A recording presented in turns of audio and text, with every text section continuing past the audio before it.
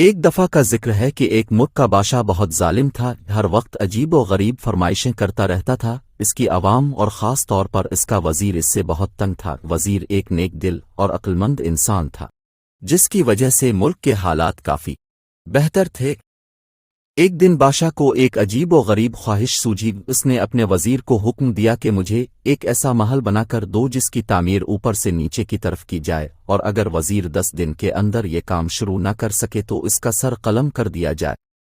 وزیر بیچارہ بہت پریشان ہوا کہ اب کیا کرے۔ بہرحال جب وہ اپنے گھر پہنچا تو اس نے اپنی بیوی کو سارا قصہ سنایا۔ بیوی نے مشورہ دیا کہ تم اللہ کے حضور مدد طلب کرو۔ وزیر کو مشورہ بہت پسند آیا۔ اس نے فوراً وضو کیا اور 2 نفل پڑھے اور اللہ تعالیٰ سے دعا کی۔ جاری ہے دعا کرتے کرتے اس کو نیند آ گئی۔ خواب میں کیا دیکھتا ہے کہ وہ جنگل میں جا رہا ہے کہ اس کو کوئی چمکتی ہوئی چیز ملتی ہے، جسے لے کر وہ بادشاہ کو دے دیتا ہے اور بادشاہ بہت خوش ہوتا ہے۔ وزیر کو جب جاگ آئی تو اس نے اپنی بیوی کو سارا خواب سنایا تو بیوی نے فوراً کہا کہ جنگل کی طرف جاؤ، وہاں سے تمہیں مدد ملے گی۔ وزیر نے اگلے دن اپنا رخت سفر باندھا اور سفر کو نکل پڑا۔ وہ تھوڑا بہت آرام کرتا اور پھر چل پڑتا۔ چلتے چلتے اس کو 5 دن ہو گئے تو اس نے سوچا کہ چلو اب واپس چلتے ہیں، اس مسئلے کا کوئی حل نہیں۔ جب وہ واپس موڑنے لگا تو اچانک اس کی نظر ایک خرگوش پر پڑی جو بیچارہ شکنجے میں پھنسا ہوا تھا۔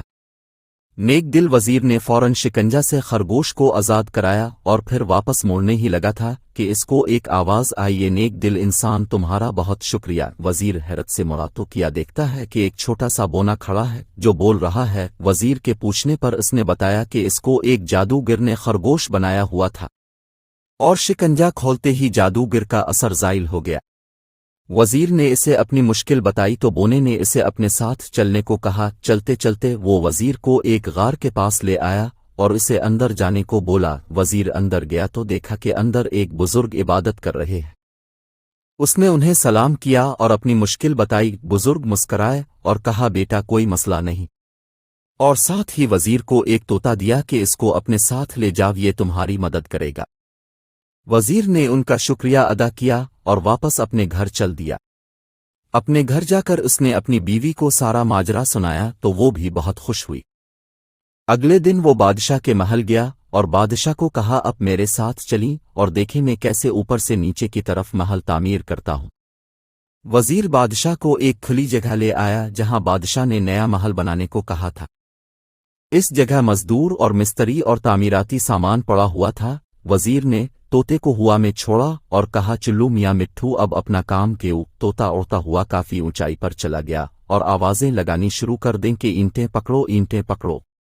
بادشاہ یہ سن کر غصہ میں آ گیا اور وزیر کو کہا بھلا اتنی زیادہ اونچائی پر کوئی اینٹ کیسے پہنچائے گا؟ وزیر یہ سن کر بولا حضور والا اگر اتنی اونچائی پر اینٹیں نہیں پہنچائی جا سکتی تو اوپر سے نیچے تعمیر کیسے کی جا سکتی ہے؟ بادشاہ وزیر کی عقلمندی دیکھ کر بہت خوش ہوا اور اس نے اپنی غلط کاموں کی معافی مانگی اور وہ بھی ایک نیک دل اور اچھا انسان بن گیا۔